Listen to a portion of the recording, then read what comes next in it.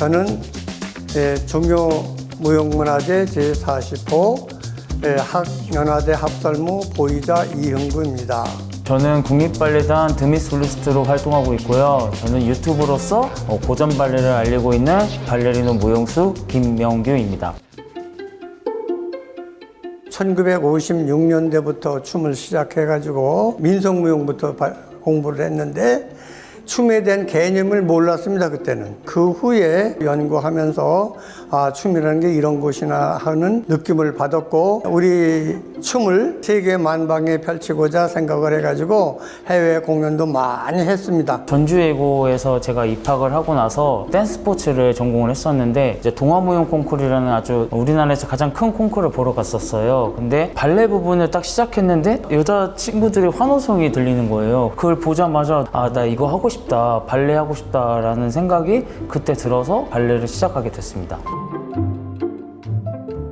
국립국악원 국악사 양성소에서 배울 때는 그냥 다 같이 배우니까 그냥 그런가 보다 했는데, 김철웅 선생님 학원에 가서 무용을 배우는데 전부 여학생들이에요. 그런데 남자는 나 하나밖에 없었어요. 그래서 내가 춤을 추고 나면은 여자들이 막 웃고 그래서 제가 춤을 못 추고 의자에 앉아서 구경만 한 적이 여러 번 있었죠. 처음에 몸이 드러나는 이제 타이즈를 입었을 때 되게 부끄러웠었어요. 왜냐면은 남자가 2명밖에 없었거든요. 저희를 공주님이라고 불렀거든요. 그래서 남학생들이 이제 뭐 의자를 들거나 뭐 무거운 걸 들었을 때 이제 여학생들이 공주님은 드는 거 아니야, 우리가 들게 하면서 저희 남자 학생들이 되게 대접을 많이 받았어요. 힘들기보다는 발레리나들에게 되게 도움을 많이 받았던 것 같아요.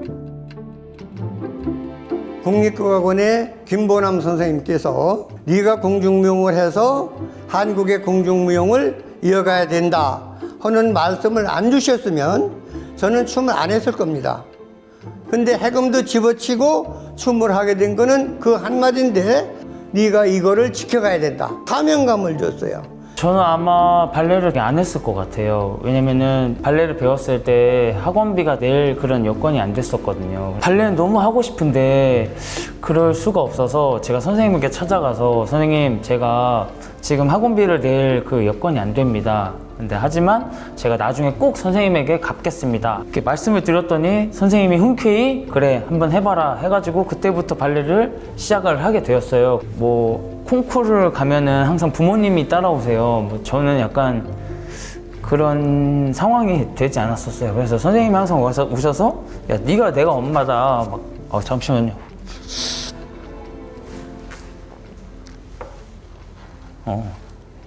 내가 네 엄마다. 그러니까 그런 거 신경 쓰지 마라.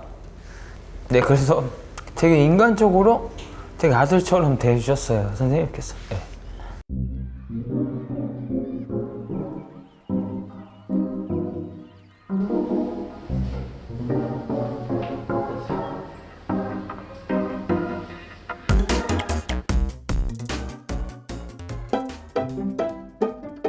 춤을 추고 싶어도 학탈이 없어요. 그래서 그 학탈을 어떻게 만들어야 될지도 몰라요.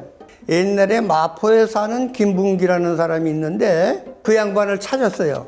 그 학이 필요해서 선생님을 찾았습니다. 그랬더니 지금도 학춤 추는 사람이 있어? 그러는 거예요. 내가 이거를 그냥 당신 하나 만들어주지. 그게 문명실로 짠 학이었었어요. 제가 처음에 시작했을 때는 되게 몸이 뻣뻣했었거든요. 그런데 동기들이나 친구들한테 좀 부탁을 해서 뒷다리가 벽에 붙을 때까지 제가 그만해도 무조건 밀어라. 10명에서 남자가 확 미니까 부러진 거예요, 골반이 하다가. 그래서 골반이 벌어지면은 발레에 더 도움이 되고 좋으니까 저는 오히려 좀 좋더라고요. 궁중무용은 자기가 미소도 못 져요. 임금 앞에서 어떻게 미소 짓겠어요? 그러니까 표정 없이 몸으로 그 표정을 다 만들어야 돼요. 뮤지컬에서는 이제 말로 나는 너를 사랑해라고 말을 하잖아요. 근데 이제 발레에서는 나는 너를 사랑해, 약간 이런 식으로 좀 표현을 하니까 되게 표현이 강한 이제 예술인 것 같아요. 예. 옛날 궁에서 했던 시대죠. 그러니까 신라시대 거면 신라시대, 고려시대면 고려시대, 그거를 문헌적으로 연구하고 그거를 무대에 올리는 방향이 하나 있고, 또 창작해가지고 이 시대의 궁중무용으로 개화를 해가지고 그거를 무대에 올리는 방향, 이 두 가지 방향으로 나가지 않으면 궁중무용은 잘못하면 소멸될 수가 있다고 저는 생각을 해요. 저는 발레가 되게 대중들에게 쉽게 다가갔으면 좋겠어요. 제 주변에서 하는 말이 그거예요. 왜 발레 공연 왜 이렇게 비싸냐. 발레 공연도 조금 대중들이 쉽게 볼 수 있는 공연이 많이 생겼으면 좋겠어요. 발레 같은 경우에는 이제 화려한 동작이나 테크닉 동작을 하면은 이제 중간에 이제 박수가 나오거든요. 네네네. 궁중무용에서는 만약에 임금님이 박수를 치지 않으면 치면 안 되는 거죠. 네네. 관객들이. 안 됩니다. 제가 관객으로서 느꼈는데 너무 멋있다, 박수를 치고 싶다 하는데 절대 안 됩니다.